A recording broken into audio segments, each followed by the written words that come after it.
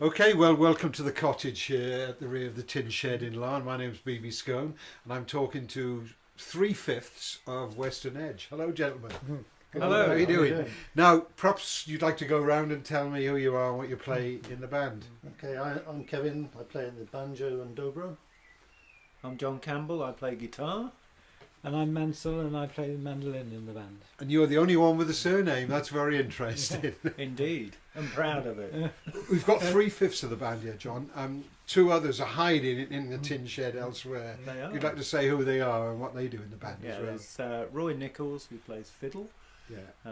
who is a refugee from the Royal Academy of Music, and Linda Harris, known to her friends as Lindy Lou Harris, who plays double bass and sings.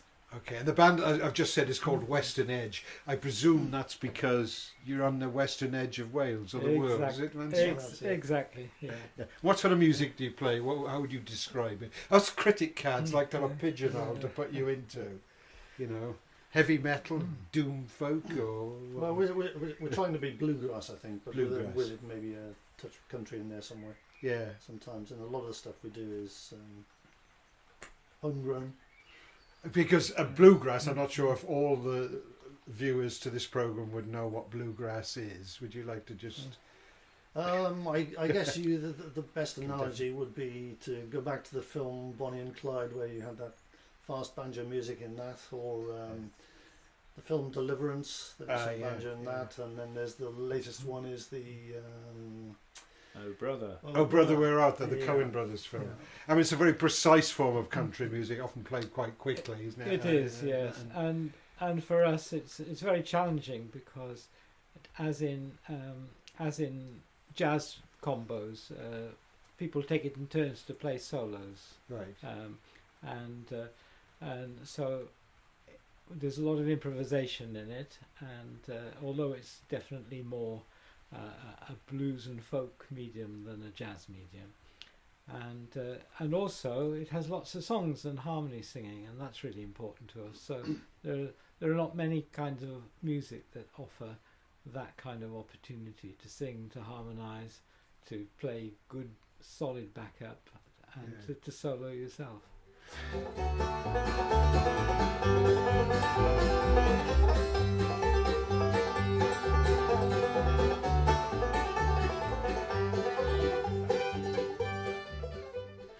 It's bluegrass, though, as a musical genre, is a relatively recent invention. Was it Bill Monroe who coined the term? Bill Monroe Now, in the when was that? 1950s Yeah. put together his Bluegrass Boys band that had illuminaries such as Earl Scruggs and Lester Flatt Yeah. playing with him originally, and more or less invented the genre simply by taking a twist on country music and old time music and sort of square dance kind of music, and adding a touch of blues, which is where the blue in bluegrass comes.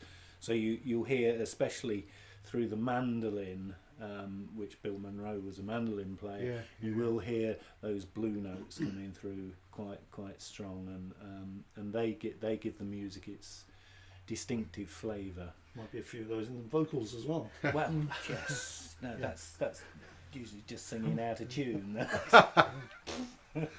Yeah, well, you're getting closer to jazz then, so you know. Yeah. There are people who would say that American music over the last, say, 50 years since pop and rock was invented has become homogenized. All kinds of the individual regional musics of America have been sort of soaked up, like Cajun and Zydeco, into other forms. But bluegrass, do you think that's still on its own out there, or is it been absorbed? In a way, but it does evolve through. I mean, people like Steve Earle took a slant on bluegrass music and played with the Del McCoury band, who are probably the best traditional bluegrass band around, and put his slant onto it, which was much more of a bluesy, rocky feel to it. So yeah, it does grow. It doesn't sit in a complete time warp. I'm so love the music and I feel sleeping rough, drinking all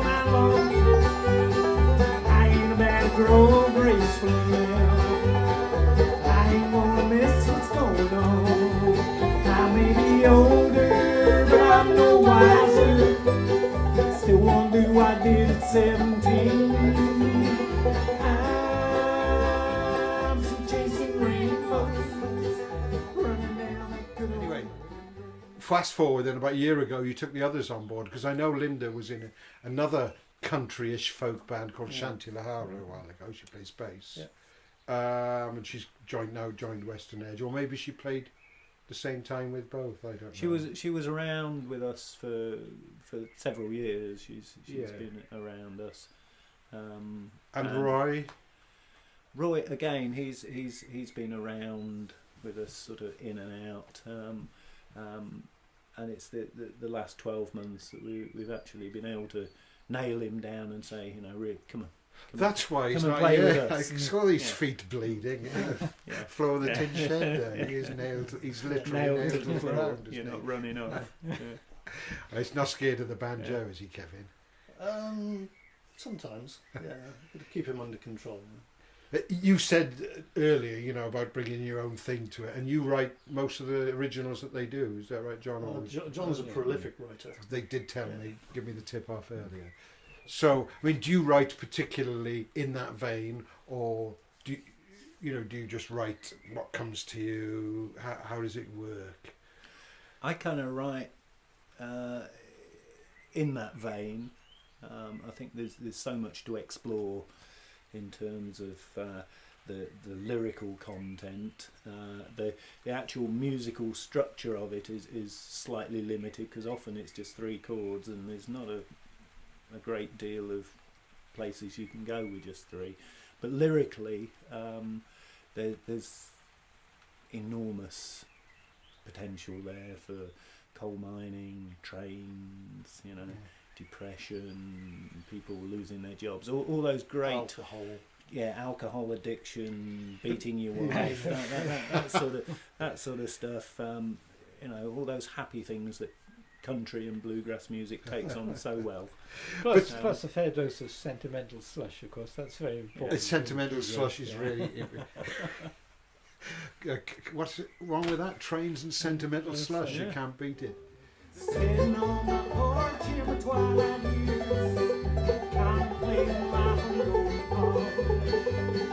Counting and lacing my maker, speculating just what lies beyond. I'm any older, I'm no wiser, still won't do what I did at 17. I'm still chasing rainbows, running down that good old 69. Just before we finish, one thing about the instrumentation. The banjo is the only instrument there is is it American origin? Or was it an African origin? Because it's originally African, but it went to America and developed into what it is now. Because guitars and fiddles, which we talked about, mandolins, are probably rooted in European music.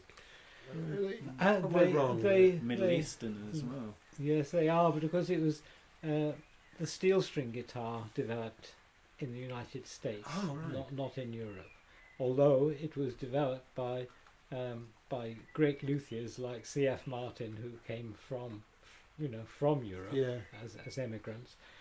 And actually the mandolin is a similar story to the banjo, though perhaps not quite as extreme in the form, in the way it's changed, but it's in America at the turn of the century. It was developed particularly by the Gibson Company into an instrument that that was much closer to a violin than the previous flat topped instruments that we think of often about. We're thinking about Neapolitan mandolins, and the idea of developing these shaped carved top instruments with F-holes was in order for them to be able to project, particularly over orchestras. They were developed as classical instruments, and if Bill Monroe hadn't bought one cheap that he saw in a barber's shop window, really, that's where it happened. Maybe that's where they still remain. But it certainly is an instrument that owes a great deal in its development to having to the fact that it went to America then. That's the story then. Bill Monroe saw one in the. Yes, he Barb's did. window and- I mean, there were people, but Yeah. he was the one that made that style of mandolin popular amongst roots musicians. And the banjo then, that's an African instrument then. Originally it was African, but went to American and was developed, I guess, over time into what it is. And it's very American now. Yeah. Why does it get such a bad press? Because I mean, I made a very poor joke about it earlier. I'm sorry. I apologise. I can't believe you did that.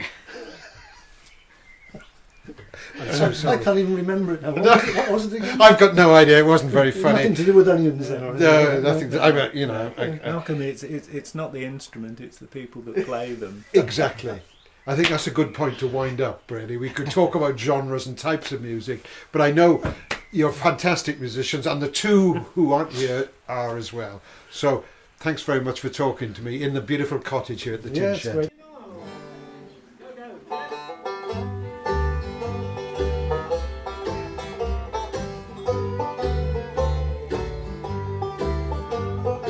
Way on up on the Mississippi River is a boat called the Mississippi Queen.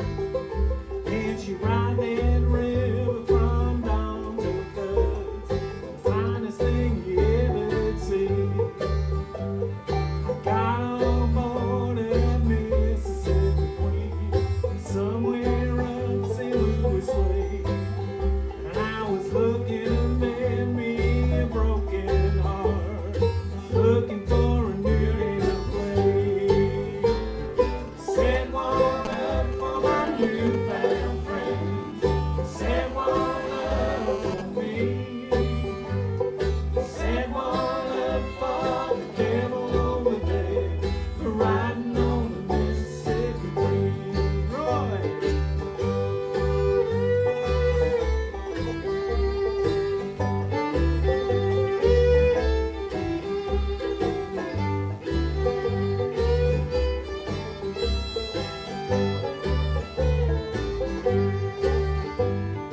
Took my chances with the barroom shark.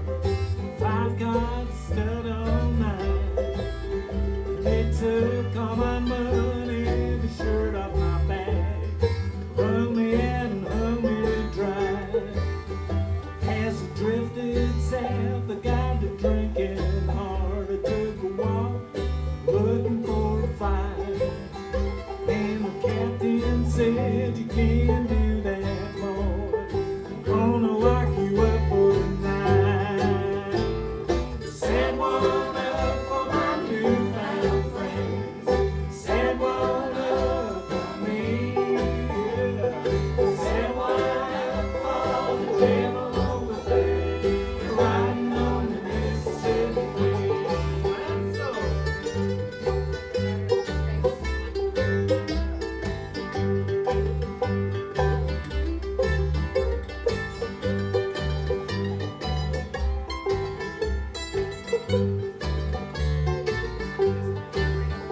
oh, muddy run deep and oh, muddy run wide, right down to New Orleans. As I drifted on into that Mississippi Delta, the boat they call the Mississippi Queen. Well, I'm sitting on the dock here in New Orleans, set aside you ever to see. I'm just looking for a new game to turn me around and get me back on the Mississippi Queen. Set one up for my new